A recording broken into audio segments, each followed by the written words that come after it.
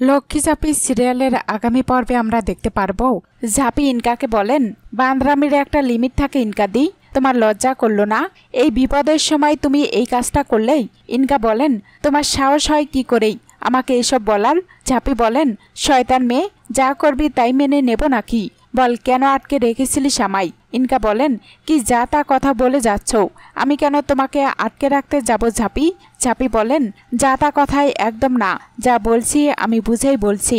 C ইনকাদি, একটা মানুষের জীবন নিয়ে টানাটানি চলছে, সেখানে তুমি শয়তানি করছো? এই তুমি দীপদাকে ভালোবাসো? ইনকা বলেন, এই একদম আমার আর দীপের সম্পর্ক নিয়ে ফালতু কথা বলবে না বলে দিলাম। ঝাঁপি বলেন, আলবাত বলবো, দেখছো তো মানুষটাও ওই অবস্থায় রয়েছে।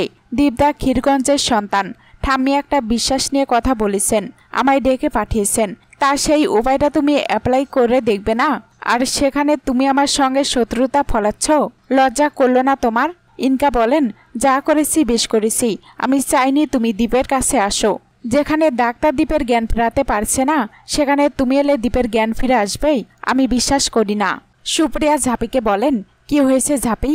খাবার ফেলে উঠে পড়লি, কি হয়েছে বল? ঝাঁপি বলেন, দীপদার অ্যাক্সিডেন্ট হয়েছে, জ্ঞান ফিরছে না, আমায় বেরোতে হবে মা, আমাকে এক্ষুনি দীপদার কাছে যেতে হবে। সুপ্রিয়া বলেন, খবরদার ঝাঁপি, তোকে কোথাও যেতে হবে না। ঝাঁপি বলেন, কি বলছো কি মা? তুমি শুনলে না দীপদার অ্যাক্সিডেন্ট হয়েছে? সুপ্রিয়া বলেন, সব শুনেছি, দীপের অ্যাক্সিডেন্ট হয়েছে, ওকে দেখার জন্য ডাক্তার রয়েছে, ওর বাড়ির লোকজন রয়েছে, ওর হবু বউ আছে, তোকে ওখানে যেতে হবে কেন? আমাদের ভিটে মাটি চাটি করেই ওরা সমস্ত সম্পর্ক শেষ করে দিয়েছে, ওদের সঙ্গে আমাদের কোনো সম্পর্ক নেই। ঝাঁপি বলেন, কি করে অস্বীকার করব মা এ সম্পর্ক? সুপ্রিয়া বলেন, কিসের সম্পর্ক? এই তো বললি তোদের জোর করে বিয়ে দেওয়া হয়েছে, তোরাই এই বিয়ে মানিস না, তাহলে? ঝাঁপি বলেন, দীপদা মানুক আর না মানুক, আমি এই বিয়েটা মানি মা।